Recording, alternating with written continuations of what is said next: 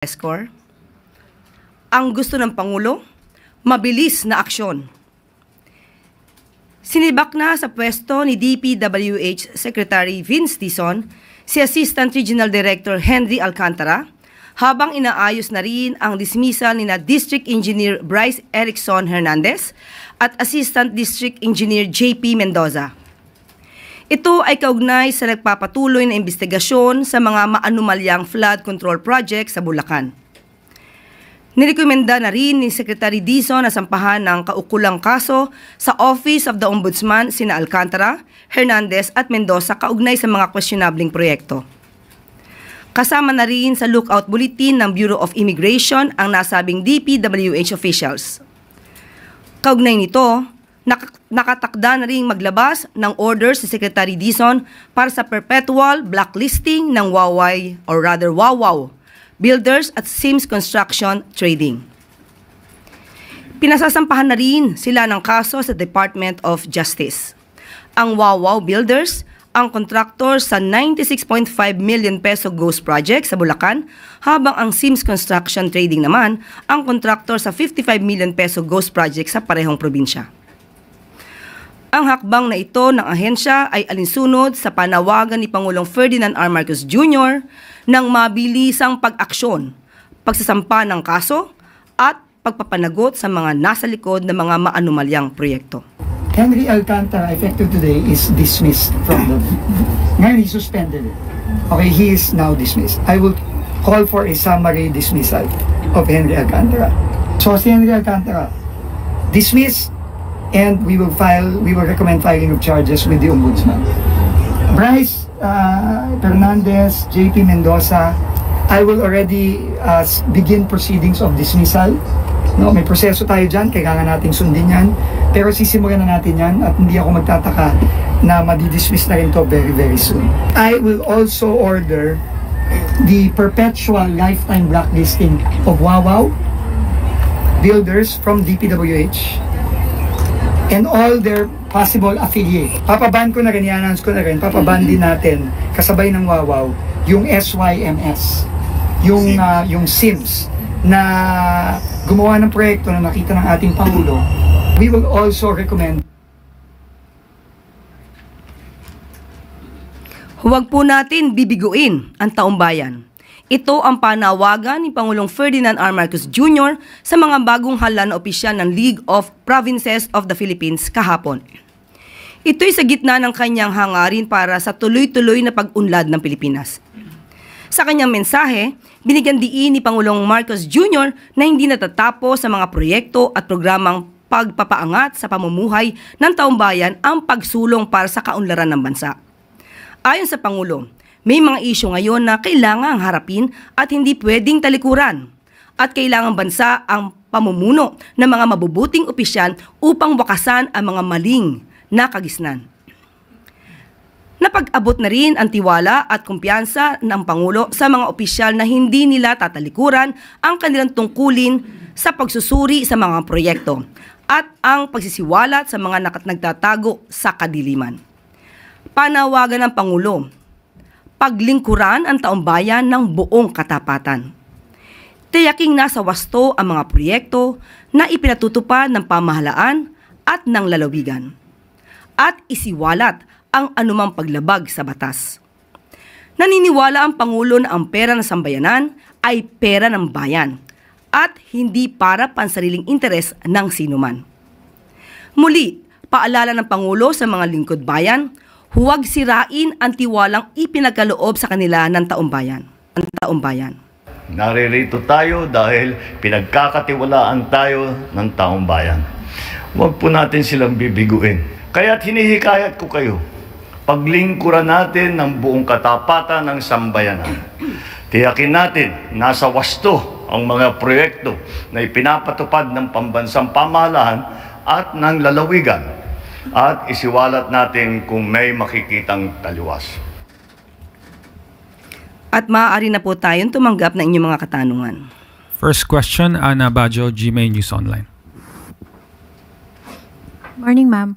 Ma'am, ano po kaya yung naging pagtingin ni Presidente doon sa naging plano ng House leaders na ibalik yung NEP sa DBM but Secretaries Amena and Vince said na sila na po yung pupunta sa House to submit an errata. Ano po kaya ang magiging impact nito sa timeline natin ng pagpasa ng budget? At maganda rin po nakita rito para sa umpisa pa lamang ay masaayos na ang budget.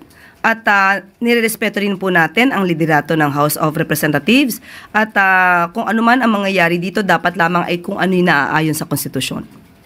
Ma'am, magkakaroon din po kaya tayo ng sweeping review ng budget ng ibang agencies aside po sa directive ni Presidente with regard sa DPWH budget? Siguro sa ganitong klase na nakikita, mas maganda na rin na ibang mga ahensya tignan din nila kung ano yung nai-report nila at baka nga mayroong naisingit sa proposal nila na hindi na dapat maisingit. Thank you, ma'am. Next question, Eden Santos, Net 25.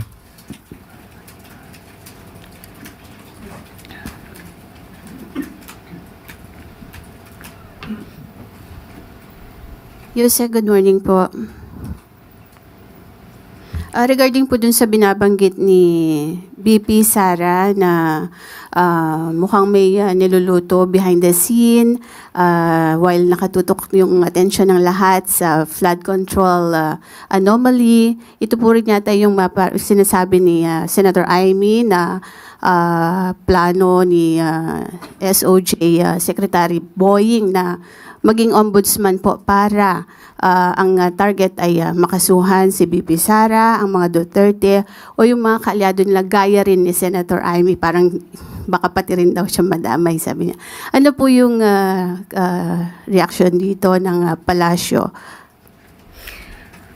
There's nothing to worry about in their statements. They are just creations of fertile and wild imagination.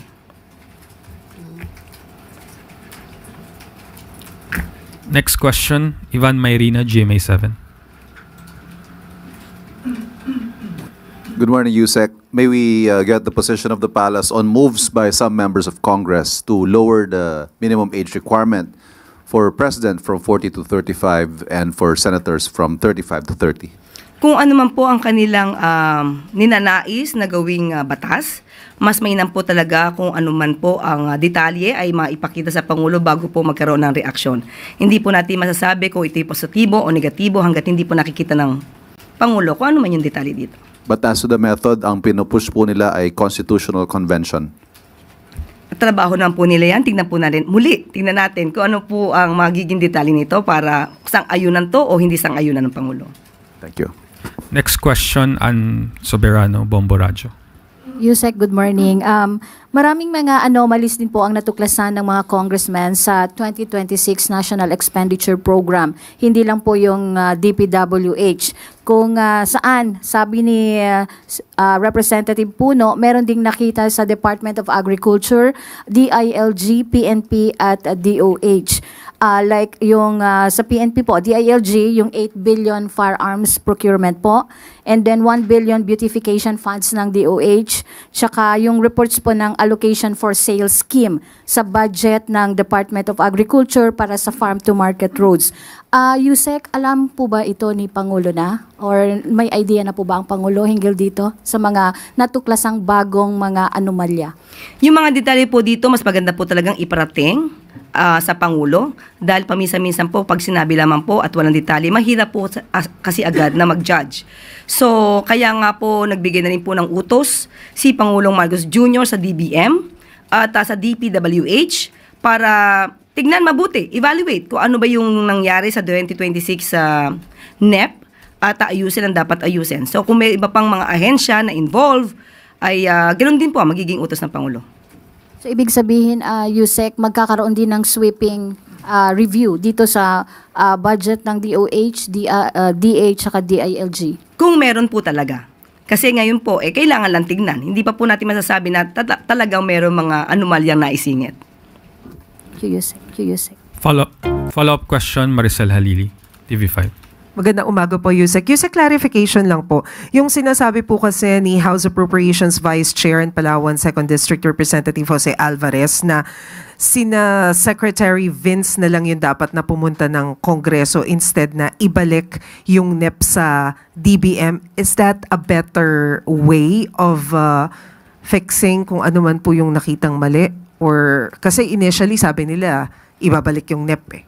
Kasi nakausap din po natin ang DBM at ayon sa kanilang legal department, kailangan po talaga na through errata sheets lang po. Hindi na po kinakailangang ibalik po ito sa presidente or sa DBM dahil naipasa na po ito sa Kongreso. So, yun po talaga ang dapat na proseso. Okay, so hindi po, kumbaga, it's not, hindi siya acceptable legally kung ibabalik yung NEP sa DBM. Is that it, ma'am? Yes, legally, hindi po sana ganon. Kasi madidelay po talaga masyado ang mga budget hearing patungkol dito. Thank you, Yusek. Follow-up question, Ace Romero, The Philippine Star. Yusek, if I understood it correctly, no, so the president is willing or ready to order a review of or a sweeping review of other agencies' budget kung may nakuitang questionable items. Okay, meron bang fears on the part of the executive branch that baka mas maraming makita along the way, magkaroon ng possibility na ma-delay and eventually reenacted budget? Napaka-hypothetical ng question, but still, kung mangyayari man ito, mas magandang ngayon pa lang maayos na. So wala pa tayong fears na baka reenacted? Wala pa namang ganung... Wala pa naman po. Within schedule pa? Yes, opo. Okay, salamat po. Thank you. Next question, Alvin Baltasar, Radyo Pilipinas. Yusek, good morning po. Yusek, doon sa independent commission na binubuo, can you give us an idea kung gaano yung scope ng power niya? Meron po ba itong, magkakaroon po ba siya ng subpoena power para maipatawag yung mga taong nasa sangkot doon sa mga anomalya? Noon po ay sinasabi po natin na mukhang walang subpoena power, pero ang nais po ng Pangulo sa nasabing independent commission ay mabigyan po ng lakas, mabigyan ng ngipin para po mas mapatupad kung ano ang mandato ng independent commission na ito. At nais po ng Pangulo na magkaroon po ng subpoena power ang independent commission. Yusek, mag-follow up lang ako doon sa ibang, pero doon pa rin sa anomaly. Reaction natin doon sa revelation ni Senator Marcoleta na mayroon na daw 2 contractors na nakaalis ng bansa. And do you consider this as a concern on the part of Malacanang? Sa ngayon po, since wala naman po kasing kaso pa na naisasampa, hindi po talaga natin mapipigilan ang sino man na umalis ng bansa dahil may freedom of movement po tayo at yun ay nirerespeto. At kaya nga po ngayon ay mabilis na kumilos si Secretary Vince, anisunod na rin po sa utos ng Pangulo. At nag-request na po siya for a lookout bulletin para po makita natin kung ano yung mga movement ng mga maaaring involved dito sa mga maanumalyang flood control projects. Yusek, isa na lang po. Kailan po ba papasok yung AMLAC dito sa mga pinag-uusapang flood control projects sa anomaly? Ang AMLAC naman po kasi, they can initiate an investigation. Pero kung paano sila papasok, ay hindi na po nila ito dapat isinisiwalat. At baka magkaroon pa ng movement, no? Yung iba maaaring mga masangkot dito kung isisiwalat pa nila yung kanilang mga aksyon patungkol dito. Thank you po, Yusek. Follow-up question, Heidi Sampang, FEBC. Good morning, Yusek. Kanina po kasi sinugod po ng mga disaster survivors at environmental groups yung compound po ng mga Diskaya sa Pasig. Nagbato po sila doon ng putik at nag-spray paint po ng word na magnanakaw doon po sa gate ng St. Gerard Construction. May paghahanda or may panawagan po ba ang Malacanang para hindi po humantong sa Indonesia style of rally kung saan po doon laganap yung looting? Kasi po labis po yung pagkagalit ng mga tao and baka din po sa atin lumabas po yung galit ng mga tao through that way po sa mga nabunyag po na anomalies sa flood control projects. Hindi po na naisin ng Pangulo na ganito ang mangyari. Sabi nga po ng Pangulo, sinusunod po natin ang due process. Sa mga kapwa natin Pilipino, ang pag-iimbestigang ginagawa po ng Pangulo, ang pag-uutos na imbestigahan lahat, ay para din po sa taong bayan. Pero hindi po ninanais na magkaroon ng kaguluhan dahil lamang sa may mga maling information. Dahil ito daw ay ginagamit para mas paalabin ang galit ng mga Pilipino. Hindi po yun ang nais ng Pangulo. Nais ng Pangulo ay maliwanagan lahat tayo kung ano nangyayari sa mga flood control projects at maibigay ang nararapat sa taong bayan. So, inuutos naman din po ng Pangulo sa mga concerned government agencies natin, sa mga law enforcement natin, na huwag niyo pong hayaan na mangyari po ito. Thank you, Yusek. Follow-up question, Ana Bajo, GMA News Online. Ma'am, follow-up lang po dun sa Independent Commission. When can we expect an executive order from the President regarding po sa establishment nitong commission? Finalizing na po. Inaayos na po. At may draft na po. But finalizing pa rin po sa EO. Last na, ma'am. Si Mayor Magalong last night, he said na he's very much willing to be part of that commission. May reaction po ba yung Palace? Hindi po tayo makakapag-salita patungkol po dyan. Depende po sa Pangulo yan kung sino po yung i-appoint niya bilang miyembro po ng Independent Commission. Thank you, ma'am. Last question, Chris Jose Remate. Ma'am, reaction lang po ng Malacanang sa report ng NTF-ELCAC na sinasamantala daw po ng communist rebels ang galit ng publiko sa usapin ng korupsyon para mag-recruit ng mga bagong members. Lalo na daw po yung mga kabataan tsaka yung sa vulnerable sectors. Kaya nga po, maging mapanuri. Yan po ang request natin at panawagan natin sa lahat ng kababayan natin, kabataan man o mga mature ng mga katulad natin. Mag-isip po tayo dahil hindi po ito nadadaan sa dahas. At huwag po sanang gamitin ito kung ito'y naaayon sa report ng mga rebelde, ng mga obstructionist o mga kalaban sa politika. Hindi po ito kailangan gamitin para magalit kayo sa gobyerno o magalit kung kanino man. Magtulong-tulong po tayong lahat para masawata ang korupsyon dito sa bansa. Ma'am, so far, hindi pa po ito nakakabahala sa government. Yung mga ganito pong pagre-recruit na ginagamit ang usapin ng corruption. Since ito naman po ay naiulat na po ng NTF-ELCAC, monitoring po dyan. Okay, ma'am. Isa na lang. Follow-up question, Eden Santos, Net24. Meron lang pong phone-in question. Can I call a friend? Yusek, sabi po ni Mayor Magalong, bottom of food chain daw po ang contractors at may nasa itaas pa. Anong comment po ng Palace at payagan ba ni PBBM na sumalang po si Mayor Magalong sa House hearing? Kung papayagan siya? Sabi po niya, bottom of food chain. Ang contractors at may nasa itaas pa daw po. So kung papayagan ba ng Pangulo din si Mayor Magalong na sumalang sa hearing po ng Kongreso sa kanilang investigation? Parang nasa kanya naman po yan kung siya'y pupunta sa hearing.